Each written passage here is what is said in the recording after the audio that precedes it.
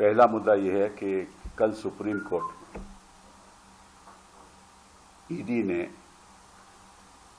अपनी बात रखी और कहा कि जहां तक इंतरिम बेल का सवाल है, केजरीवाल जी को इंतरिम बेल नहीं चलनी चाहिए, क्योंकि बेल इसलिए नहीं दी जानी चाहिए कि जो प्रचार करने का हक है वो एक कानूनी हक है, वो संवैधानिक हक नहीं है। तो कोई कहे कि मुझे अंतरिम बेल पे आप रिहा कर दो, तो संविधान के आधार पे वो गलत होगा। और अगर कानूनी हक है केवल, तो कैसे कोई कह सकता है, क्योंकि उनके खिलाफ तो केस है और उसकी तफ्तीश हो रही है। और ये बात भी सही है कि जो चुनाव में प्रचार करने का हक है वो कानूनी हक है, लेकिन ये भी प्रावधान है कानून में कि अगर किसी को सजा हो जाए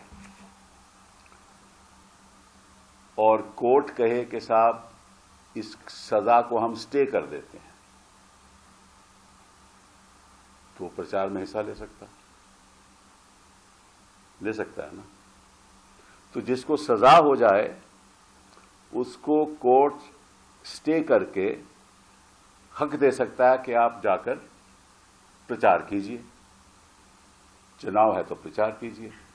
वो भी हक दे सकता है कि आप अपना नॉमिनेशन फॉर्म भी फाइल कीजिए, आप चुनाव भी लड़ सकते हो।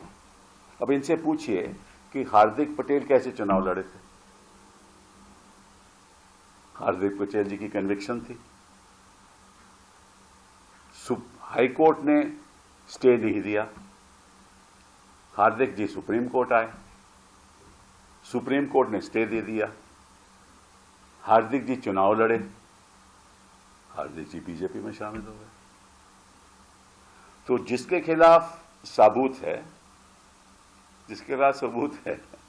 जिसके खिलाफ सजा है, उसको तो हक है अगर कोर्ट स्टे दे दे, और जिसके खिलाफ केवल आरोप है उसको स्टे नहीं मिल सकती, क्योंकि चुनाव में हिस्सा लेना एक कानूनी हक है, संवैधानिक हक नहीं।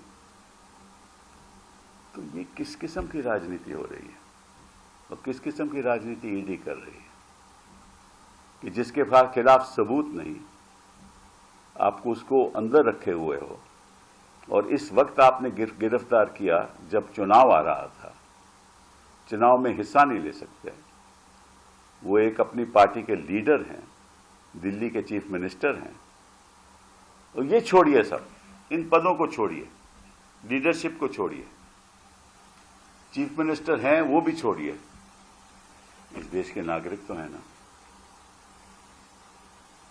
और मालूम सुप्रीम कोर्ट ने क्या कहा है कि फेयर एंड फ्री इलेक्शन, मतलब कि निष्पक्ष चुनाव basic structure of the constitution, मतलब कि संविधान का बेसिक स्ट्रक्चर। अगर आप ये वीडियो YouTube पर देख रहे हैं तो हमारे चैनल को सब्सक्राइब करें और बेल आइकन को दबाना ना भूलें। अगर आप Facebook पर ये वीडियो देख रहे हैं तो हमारे पेज को लाइक करें।